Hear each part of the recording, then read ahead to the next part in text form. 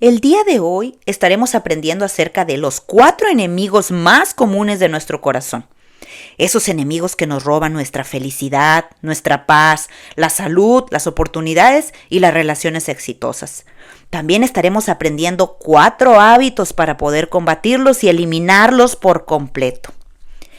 El mundo está repleto de influencias externas que tienen el poder de interrumpir el ritmo de nuestro corazón. Y con el tiempo desarrollamos hábitos que lentamente han erosionado la sensibilidad de nuestro corazón. El dolor inevitable y las desilusiones de la vida nos han llevado a construir murallas alrededor de nuestro corazón. Estos factores de disturbio que le restan armonía a nuestro corazón y que permanecen ahí. Algunos permanecen para toda la vida. Después de un tiempo y sin darnos cuenta, comenzamos a aceptar esos trastornos como parte de nosotros mismos, como parte de nuestra personalidad. Y hasta decimos, así es como soy yo. Así que permítame preguntarle, ¿cómo anda su corazón?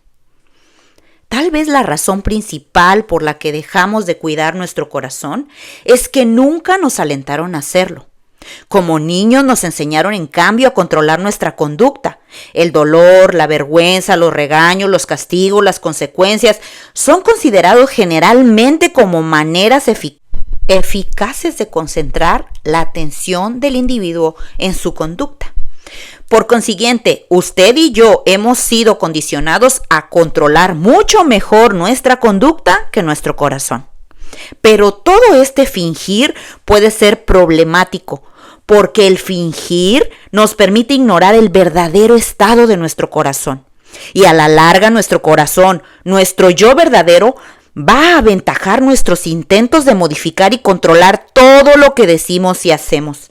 Y todos esos asuntos sin resolver y que permanecen en nuestro corazón encontrarán tarde o temprano la manera de salir a la superficie. Específicamente se infiltrarán en nuestras acciones, nuestro carácter y nuestras reacciones. Así que si continuamos desatendiendo nuestro corazón, cualquier cosa que esté creciendo ahí se empeorará hasta llegar el momento en que ya no podremos contenerlo con palabras y conductas cuidadosamente controladas. Hemos desarrollado el hábito de disculparnos por nuestras palabras insensibles y nuestra conducta inapropiada. Y hasta nos juramos a nosotros mismos y a la gente que nos rodea que nunca más volveremos a actuar de esa manera. Y lo decimos en serio. Luego repetimos nuestro error y sacamos otra ronda de disculpas. ¿Les suena familiar todo esto? Creo que más de alguno lo hemos hecho. Tenemos que estar conscientes que mientras lidiamos con la fuente, seguiremos lidiando con el problema. Y usted se preguntará, ¿cuál es la fuente de todas las conductas inapropiadas y las palabras hirientes que contaminan el ambiente que nos rodea? Especialmente las que salen de nuestra boca. ¿Y cuál es la solución? Mateo 15:17 nos dice, ¿no se dan cuenta de que todo lo que entra en la boca va al estómago y después se echa a la letrina? Y el versículo 18 nos dice, pero lo que sale de la boca viene del corazón y contamina a la persona. ¿Qué quiere decir esto? Dios no está tan preocupado por lo que entra en nuestra boca como por lo que sale de ella. Jesús dice entonces que el corazón no es solo responsable de nuestras palabras, sino también de nuestras acciones, porque del corazón salen los malos pensamientos, los homicidios, los adulterios, la inmoralidad sexual, los robos, los falsos testimonios, las calumnias. Estas cosas que contaminan a la persona, como nos lo dice el versículo 19 al 20. Así que aquí está claro que todos nuestros malos pensamientos se originan en el corazón. El primero en señalar la importancia de cuidar lo que hay en nuestro corazón fue Salomón. Hizo eco de las preocupaciones de Jesús cuando escribió, por sobre todas las cosas cuida tu corazón, porque de él mana la vida. Eso lo encontramos en Proverbios 4:23. Aquí nos ordena a cuidar y vigilar nuestro corazón, porque nuestra vida, o sea, nuestras palabras y conductas, emanan de nuestro corazón. El corazón es la fuente. De alguna manera, lo que está en nuestro corazón, bueno o malo, se traduce tarde o temprano en palabras y acciones. Esto es un poco alarmante, en especial cuando resulta tan difícil saber lo que está ocurriendo ahí, en nuestro corazón. Pero, ¿de dónde vinieron los enemigos de nuestro corazón? Frecuentemente los primeros daños son ocasionados durante la niñez. Y desafortunadamente para la mayoría de nosotros, nadie estaba allí para decirnos cómo cuidar nuestro corazón cuando recibimos nuestra primera herida, de modo que la llevamos con nosotros a todas partes, decididos a jamás permitir que vuelva a ocurrir. Y cuando llegamos a la adolescencia, todos tenemos corazones heridos. Y ninguno de nosotros llega a la edad adulta sin haber sufrido algún daño en su corazón. Nuestra respuesta a esos golpes determina el estado de nuestro corazón. No podemos controlar cómo nos trata la gente, no podemos detener sus palabras hirientes, pero podemos monitorear su efecto en nuestro corazón. En nosotros está la decisión de mantener nuestro corazón libre de todos esos residuos para lograr permanecer con una salud física y emocional en excelente estado. Y para lograr tener relaciones sanas y exitosas es necesario sanar las heridas del corazón, porque los asuntos del corazón cobran un alto precio en nuestro cuerpo y en nuestras relaciones. Recuerde que la gente herida hiere gente. Hieren a otros que hieren a otros, y así es como se hace una cadena interminable. Así como un ataque cardíaco tiene el potencial de destruir el cuerpo, la enfermedad del corazón espiritual tiene el potencial de destruirnos a nosotros mismos y de extraer vida de nuestras relaciones más valiosas. Las heridas del corazón son tan poderosas que pueden fracturar nuestra salud física, emocional, nuestras relaciones, nuestro carácter, incluso nuestra fe, si no sabemos sanarlas a tiempo. Por eso el día de hoy estaremos identificando los 4 enemigos más comunes de nuestro corazón, las causas y síntomas que cada uno de estos enemigos tiene. Luego le voy a desafiar a adquirir 4 nuevos hábitos, porque hay estudios científicos y evidencias que comprueben que estos hábitos pueden impactar en nuestra salud física de manera positiva. Y yo creo que estos hábitos tienen el potencial de cambiarlo todo. Y Dios lo afirmó en Ezequiel 36:26, que podía darle a los hombres y a las mujeres un corazón nuevo. Todos necesitamos cambiar el interior para vivir una vida plena y feliz hasta el final de nuestros días. Pero quiero decirle que tenga en cuenta que nuestro corazón no llegó a su estado presente de la noche a la mañana. Así que tampoco se va a sanar de la noche a la mañana. No podemos superar en un instante los efectos de años de daño y bloqueo. El adoptar nuevos hábitos del corazón es un proceso. Y es un proceso que requiere disciplina y constancia. Pero yo sí le aseguro que si comienza a practicarlos desde hoy, usted va a poder ver resultados inmediatos. Prácticamente todos los conflictos y heridas que usted ha experimentado se originan en los siguientes: la culpa, la ira, la codicia y los celos. Cada uno de ellos termina en una dinámica de deuda a deudor, que siempre ocasiona un desequilibrio en las relaciones. La deuda siempre está presente allí donde estemos. Si ha estado usted en una situación en la que alguien le debe dinero y se rehúsa a pagarle, ¿sabe usted que la persona a quien le deben se puede sentir impotente y tan abusada como la persona que está en deuda? Todo depende de la personalidad y la arrogancia de las personas involucradas. Las deudas emocionales acumulan intereses en un ritmo asombroso. Las disfusiones y tensión se agravan diariamente. Existen solo 2 maneras de resolver esta clase de tensiones. O alguien tiene que saldar la deuda o alguien tiene que cancelar la deuda. Pero mientras la deuda permanezca sin pagar o perdonar, la deuda gobernará la relación y se va a convertir en el filtro del todo. Comenzaremos con el primero de los 4 enemigos del corazón. Este es la culpa, que dice: yo te debo a ti. ¿Cuán a menudo hemos culpado a otros porque no actuaron como queríamos? Ese es el poder de la deuda que produce la culpa. La culpa dice: te debo. La culpa es el resultado de haber hecho algo que percibimos como equivocado. Por ejemplo, consideremos al hombre que se va con otra mujer y abandona a su familia, sin darse cuenta en ese momento que le ha robado algo a cada uno de los miembros de su familia. A su esposa le ha robado el primer matrimonio, le ha robado su futuro, su seguridad financiera, su reputación como esposa. Y desde la perspectiva de sus hijos, ese hombre les ha robado a su padre y todo lo que significa un padre para el hogar. Les ha robado la seguridad emocional y financiera y la cena en familia y todo lo demás. Pero el hombre que hizo esto no piensa en términos de lo que se ha llevado inicialmente. Solo piensa en términos de lo que ha ganado.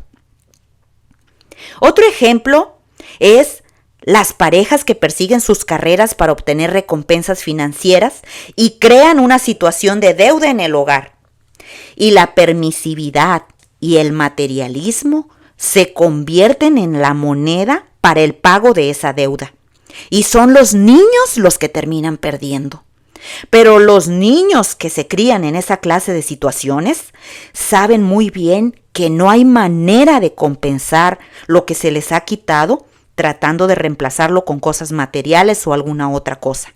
Y que la única manera de compensar esa ausencia de papá o mamá que no está ahí para darles el amor y la atención que ellos necesitan en casa es estar ahí y darles la atención que necesitan.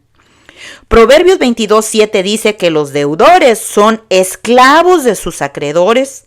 En otras palabras, la autoridad le pertenece a los que les deben y no a los que deben. Y lo único que puede aliviar el corazón cargado de culpa es pagar la deuda. Una deuda tiene que ser pagada o cancelada para que el corazón culpable pueda experimentar alivio. El enemigo número 2 es la ira. La ira dice: tú me debes a mí.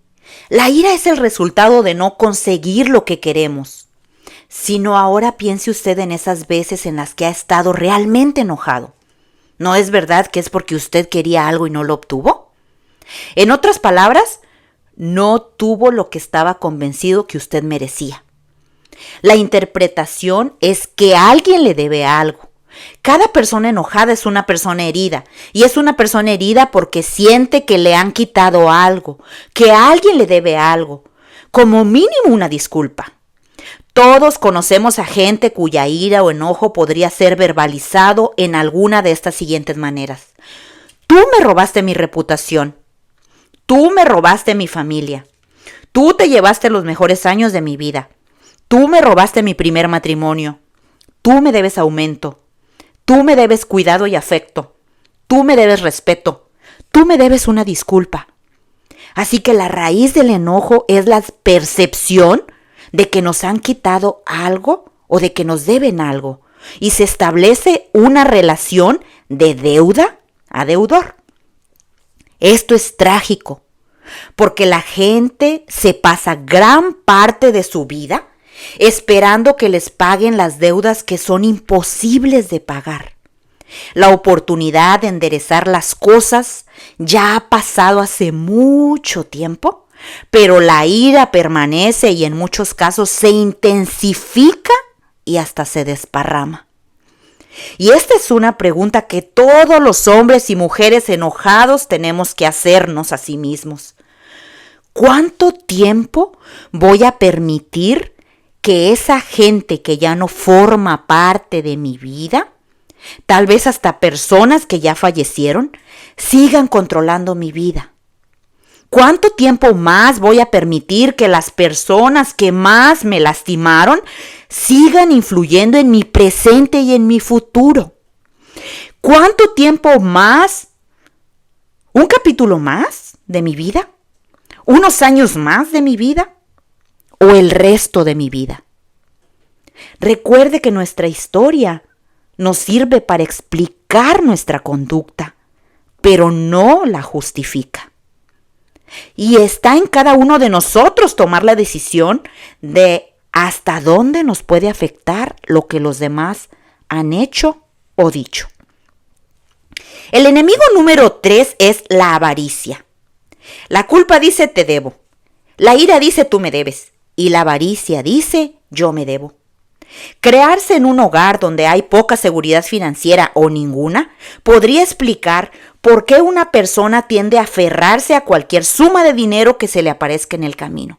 De igual manera es fácil entender por qué a alguien que alguna vez lo perdió todo se aferra a ahora lo que tiene. ¿Sabía usted que es casi imposible identificar la avaricia en nuestra propia vida? A diferencia de la ira y la culpa, la avaricia se oculta detrás de varias virtudes. La gente ahorra y ahorrar es algo bueno. La gente planifica y planificar es algo bueno. La gente quiere asegurar su futuro financiero y eso es algo excelente. ¿No es verdad? Así que es difícil ocultar la avaricia. ¿Y sabe que la avaricia no tiene límites socioeconómicos? Hay personas ricas muy ávaras y también personas pobres muy ávaras. La avaricia no es un asunto financiero, es un asunto del corazón. Y la fuerza impulsora de la avaricia es el miedo. El miedo es el que alimenta la avaricia. La avaricia está apoyada por una serie interminable de ¿qué pasa si? ¿Qué pasa si no hay suficiente? ¿Qué pasa si pierdo mi empleo? ¿Qué pasa si la economía se derrumba? ¿Qué pasa si me enfermo? Las personas ávaras se ocupan de adquirir y mantener todo lo que necesitan para obtener la sensación de seguridad que desean. Considere esta advertencia que dijo Jesús mismo en Lucas 12:15. Tengan cuidado, advirtió a la gente. Absténganse de toda avaricia. La vida de una persona no depende de la abundancia de sus bienes. La vida de una persona, de un hombre, de una mujer, no depende de la abundancia de sus bienes, dijo Jesús. Pero para la persona avara, las cosas equivalen a su vida y el depositar un valor mayor en un bien material que en una persona, esa es naturaleza de avaricia. El enemigo número 4 son los celos. La culpa dice te debo. La ira dice alguien me debe algo a mí. La avaricia dice tengo una deuda conmigo mismo. Y los celos dicen Dios me debe a mí. Cuando pensamos en los celos o la envidia, inmediatamente pensamos en todas aquellas cosas que no tenemos. Belleza, talento, oportunidades, salud, altura, una buena herencia, etc. Y nuestro problema no es con la persona que lo tiene y que nosotros no lo tenemos. Siempre habrá alguien que es más rico, más delgado, más talentoso, más afortunado que nosotros. Y hasta que no encontremos nosotros la manera de lidiar con nuestro corazón celoso, no podremos seguir el más básico de todos los principios que manda Dios, el amarnos los unos a los otros. Hasta que no controlemos los celos, ninguna de nuestras relaciones va a estar segura. Y aquí están los 4 enemigos más comunes de nuestro corazón: la culpa, la ira, la avaricia y los celos. ¿Reconoció alguno de los síntomas? Espero que no. Pero si se vio y reconoció a usted mismo en alguno de ellos, yo quiero decirle que ver y reconocer el problema es la mitad de la solución. Y esta es la mitad más fácil. Ahora viene cómo erradicar estos problemas. Y para eso podemos hacernos estas preguntas. ¿A quién le debe usted? ¿Quién piensa que le debe a usted? ¿Está usted preparado para pagar o para recibir pagos o para cancelar deudas? Recuerde que todo esto es necesario para poder lograr un corazón sano y feliz. Y ahora te desafío a poner en práctica los 4 hábitos para eliminar a los 4 enemigos del corazón. Cambiar nuestro corazón requiere deseo, esfuerzo y a veces sufrimiento. También requiere constancia y disciplina. Pero un corazón cambiado es el resultado de la formación de nuevos hábitos. No podemos esperar cambiar un mal hábito de la noche a la mañana después de haber pasado años comportándonos de esa manera. Necesitamos hábitos para deshacernos de hábitos. Podemos pedir todos los días a Dios que nos dé un corazón generoso, pero nada va a cambiar hasta que no comencemos a ejercer nuestro corazón a esa dirección. La culpa, la ira, la avaricia y los celos, todos ellos forman hábitos. Y como todo hábito desenfrenado, con el tiempo comienza a definirnos. Estos trastornos se convierten en parte de nosotros de tal manera que ya ni siquiera los percibimos como un problema que tenemos que resolver. Y esos hábitos destructivos pasan a ser parte de nuestra personalidad. Y hasta decimos, yo soy así. Y las personas de mi familia se destacan por su irritabilidad. ¿Qué les puedo decir yo? Nos gusta tomar en broma nuestros malos hábitos, como rasgos de la personalidad. Pero eso no cambia la verdad. Son hábitos destructivos que tenemos que superar. Y para eso vamos a practicar los 4 ejercicios que, si los convertimos en un hábito, van a neutralizar eficazmente a los enemigos de nuestro corazón. Y cuanto más tiempo hayamos abandonado nuestro corazón, tanto más nos va a costar restaurarlo. Pero al final valdrá la pena el esfuerzo. Yo jamás he conocido a alguien que se arrepienta de sus buenos hábitos, pero sí conozco mucha gente que está pagando el precio de los malos hábitos, que nunca supo descartar. De hecho, conozco gente que se ha ido a la tumba sin conocer la felicidad en su plenitud a causa de los enemigos de su corazón. Y quiero que sepas que las personas más felices son las que han logrado dominar estos 4 hábitos. Así que vamos a comenzar. Para poder eliminar la culpa, nos dice Números 5 del 6 a 7. El hombre o la mujer que pegue contra su prójimo traiciona al Señor y tendrá que responder por ello. Deberá confesar su pecado y pagarle a la persona perjudicada una compensación por el daño. La confesión está claramente conectada con la restitución, el arrepentimiento y la restauración. Santiago 5, 15, 16 nos dice: la oración de fe sanará al enfermo y el Señor lo levantará. Y si ha pecado, su pecado se le perdonará. Por eso, confiésense unos a otros sus pecados y oren unos por otros para que sean sanados. Mateo 5, 23, 24 nos dice: por lo tanto, si estás presentando tu ofrenda en el altar y ahí recuerdas que tu hermano tiene algo contra ti, primero ve y reconcíliate con tu hermano y luego vuelve y presenta tu ofrenda. Sé que muchas veces no estamos dispuestos a resolver nuestras diferencias con la gente que nos rodea, pero este versículo nos deja muy en claro que no podemos tener comunión con el Padre si no la tenemos con los demás. Dios valora las relaciones y considera que la restauración es una prioridad. Eso requiere confesión, no solo a Dios, sino también a la parte agraviada. Es hacernos responsables por nuestra parte del problema y hacer todo lo que esté a nuestro alcance para corregir la relación.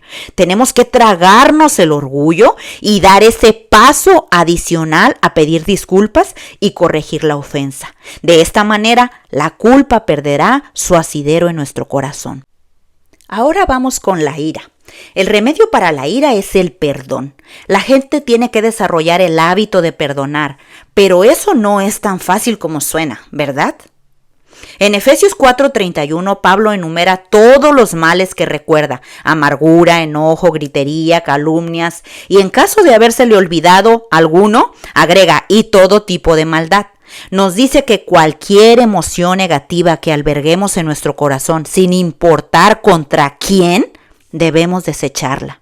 En Efesios 4:32, Pablo sugiere el perdón por medio del cual podemos deshacernos de nuestra amargura. El perdón es lo que nos permite ser bondadosos y compasivos con la gente que no nos ha dado ni bondad ni compasión. El perdón nos permite cancelar la deuda, porque cuando alguien nos hace daño tenemos la sensación de que alguien nos ha quitado algo, que alguien nos debe algo. Por ejemplo, cuando alguien habla mal de nosotros, esa persona nos roba nuestra reputación. Si un hombre le es infiel a su esposa, le roba su seguridad emocional y quizás mucho más aún. Cuando hay algún daño, hay un robo, hay un desequilibrio. Alguien le debe algo a alguien y para alcanzar justicia tiene que haber una transacción que le transfiera algo de regreso a la víctima. Podría ser una disculpa, un favor, dinero o alguna otra forma de restitución, dependiendo cada situación. Pero la tensión continuará hasta que sea cancelada la deuda. En Mateo 18:35 Jesús dijo: así también mi Padre Celestial los tratará a ustedes, a menos que cada uno perdone de corazón a su hermano. Muchos dicen: a la sombra de mi herida, siento que perdonar es como tomar la decisión de premiar a mi enemigo. Pero a la sombra de la cruz, el perdón es meramente un regalo de un alma que no se lo merece al otro. El perdón es el don que garantiza que no esté encerrado en una prisión de ira, amargura y resentimiento. Cuando acepto el perdón de Dios, soy librado de la condena de mi pecado.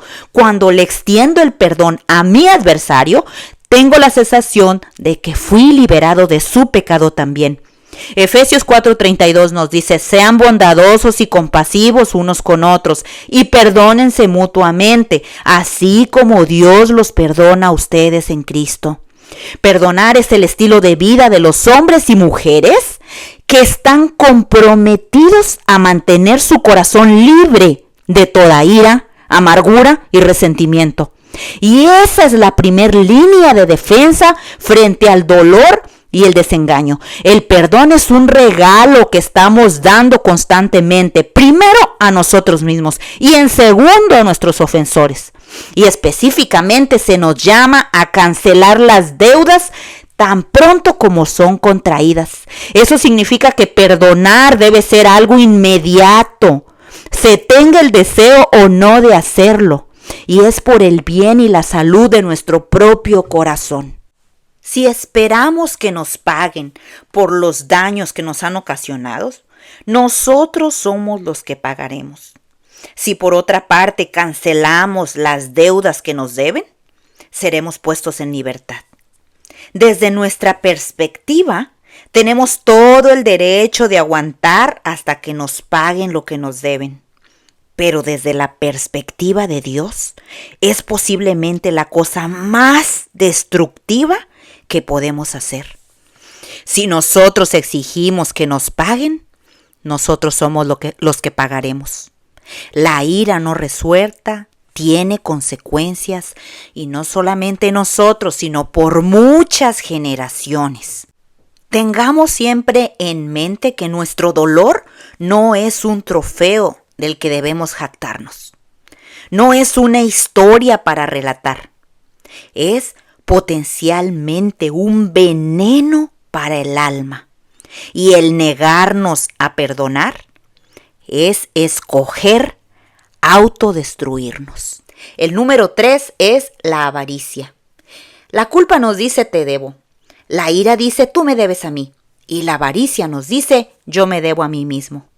En Lucas 12, del 15 al 21, Jesús comenzó su discurso diciendo: tengan cuidado de toda avaricia. No lo dijo como una advertencia, porque él ya sabía en aquel entonces que la avaricia puede alojarse en nuestro corazón y vivir ahí durante años sin ni siquiera ser detectada. Existe una parábola en Lucas 12, del 18 al 19, que es la parábola del necio adinerado. Esa parábola dirige toda nuestra atención a una realidad muy obvia, pero que muchas veces nosotros la ignoramos. Todo lo que reclamamos como propio, al final va a ser propiedad de alguna otra persona. Porque al final, cuando nosotros fallezcamos, todo lo que nosotros acumulamos va a ser donado. Una cosa es absolutamente clara. Nosotros no somos los propietarios de nada. Nosotros solo somos administradores. Algunas personas tienen más que administrar que otros, pero ninguno de nosotros es dueño. La verdad es que Dios es el dueño de absolutamente todo. Nos lo dice una de Crónicas 29:11. El hábito para poder atacar la avaricia es la generosidad. Hay una pregunta que todos nos deberíamos de hacer de vez en cuando. Deberíamos de preguntarnos, ¿por qué tengo tantas cosas? Quizá usted no tenga todo lo que desea tener, pero ¿cuándo vamos a estar realmente satisfechos con lo que tenemos? Si nos ponemos a pensar en este momento en todo lo que poseemos, es muy posible que tenemos mucho más de lo que nuestros padres tenían. Porque esta cultura de ahora en día nos impulsa mucho a ser consumidores. Nos tienen sumamente concentrados en lo que no tenemos.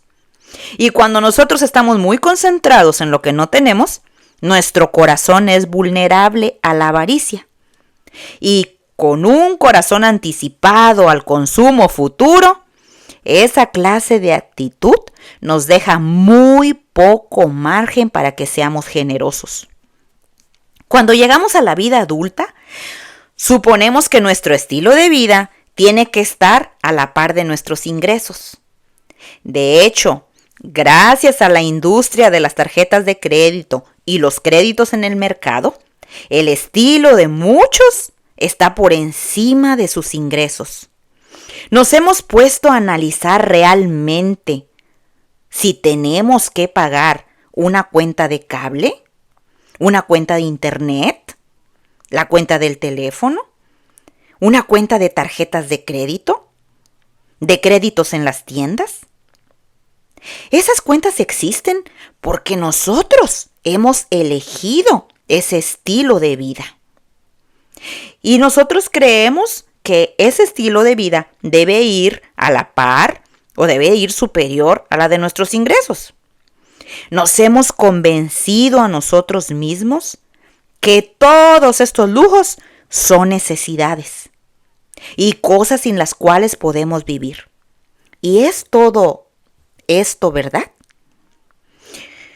Nuestro sentido de lo que es esencial ha creado una presión financiera en nuestra vida.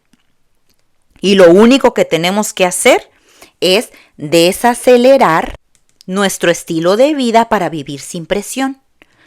Si todo nuestro dinero está ya reservado antes de depositar el cheque de nuestro sueldo, eso quiere decir que la avaricia tiene un acceso completo a nuestro corazón.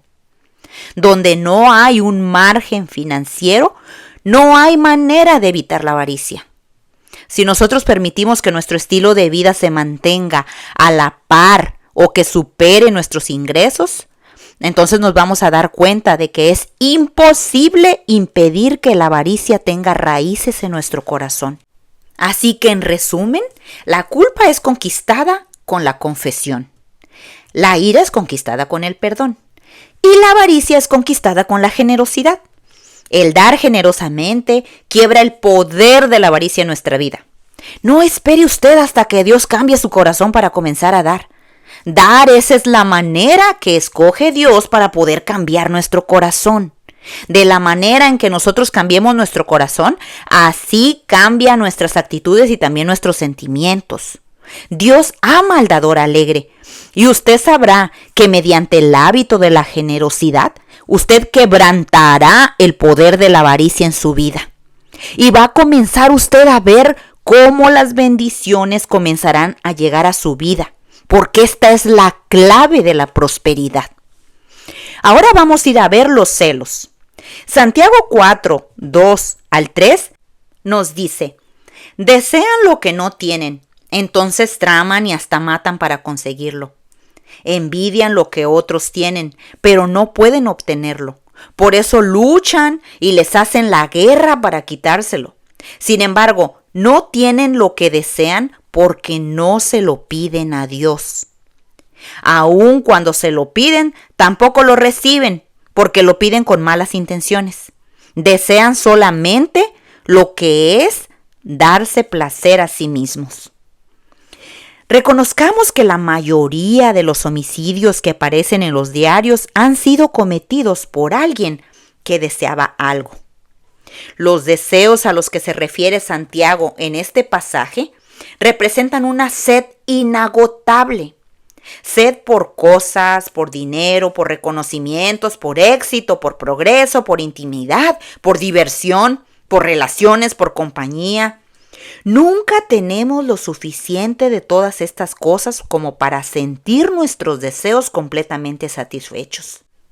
Y aquí Santiago nos dice que le llevemos nuestros deseos más profundos y necesidades al Padre y los depositemos ahí. Eso nos lo dice en 1 de Pedro 5:7. Los celos son peligrosos. Son peligrosos porque le dan forma a nuestras actitudes hacia los demás. Es difícil amar a alguien de quien estamos celosos. Los celos asumen el control de nuestras actitudes hacia la gente que no ha hecho nada más que aventajarnos en algo de lo que ni siquiera ellos están conscientes.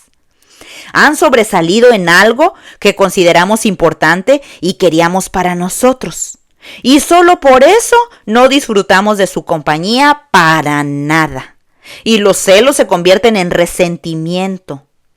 La manera para eliminar los celos del corazón comienza con reconocer que no estoy obteniendo lo que quiero y que estoy creyendo que Dios no ha sido generoso conmigo, que no ha sido tan generoso conmigo como con los demás.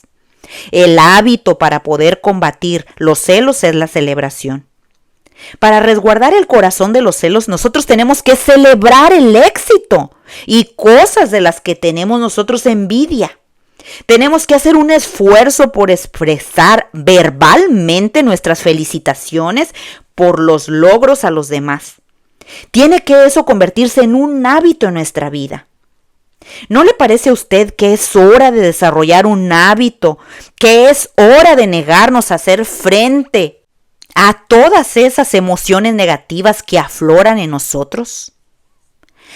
En vez de nosotros callarnos o ser críticos, ¿qué ocurriría si nosotros decidimos adquirir la costumbre de celebrar públicamente el éxito de los demás? Esta es sin duda la mejor manera de combatir los celos, el reconocer y celebrar a los demás por sus éxitos. Cada uno de estos 4 invasores del corazón está alimentado por la idea de que alguien le debe algo a alguien, independientemente de quién le deba a quién. Mientras alguien permanezca aferrado a una deuda, va a haber tensión en su corazón y en sus relaciones. En la culpa, la solución es la confesión, reconocer el error y pedir disculpas. La ira está alimentada por la idea de que tú me debes algo a mí, de modo que la deuda se remedia con el perdón.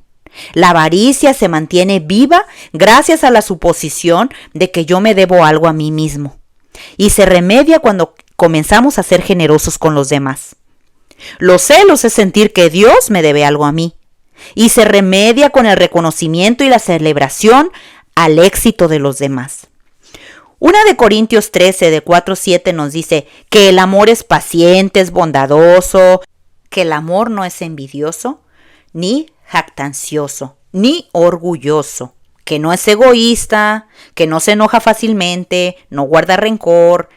El amor no se deleita en la maldad, sino que se regocija con la verdad. Todo lo disculpa, todo lo cree, todo lo espera, todo lo soporta. La gente herida hiere gente. La gente sanada sana a los que lo rodean. La gente enojada no es paciente. La gente culpable no es amable. La gente celosa está llena de envidia. La gente avara no puede más que presumir sus bienes. El enojo nos hace ser irrespetuosos. La avaricia nos hace ser egoístas. Los celos se deleitan en contar lo que los otros tienen. La gente avara se protege a sí misma. La culpa nos impide confiar en los demás porque hemos comprobado que tampoco nosotros somos dignos de confianza. ¿Ahora nos entendemos? ¿De dónde vienen nuestras actitudes? Tenemos el mandamiento de amarnos los unos a los otros. Este mandamiento nuevo les doy, que se les llame a amarse los unos a los otros, así como yo los he amado también a ustedes. Deben amarse los unos a los otros. Eso nos lo dice Juan 13:34. Jesús dice que debemos amarnos los unos a los otros. Y estoy segura de que usted está de acuerdo con esto. Pero no podemos cumplir ese mandamiento teniendo el corazón manchado con uno de estos 4 enemigos. Lo cual significa que hasta que no lidiemos con nuestro enojo, con nuestra culpa, con la avaricia o con los celos, no podremos obedecer el mandamiento más importante que nos ha dado nuestro Señor. Confesémonos, perdonémonos, demos, celebremos.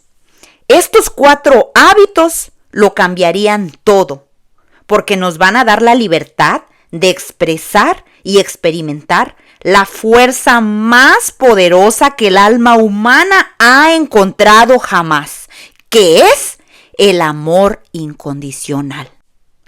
Espero que este contenido sea de edificación para su vida y la de sus seres amados. Muchas gracias por acompañarnos, muchas gracias por todo su apoyo, por sus reacciones, por sus comentarios, por bendecir a más vidas compartiendo este contenido. Gracias por sintonizarnos.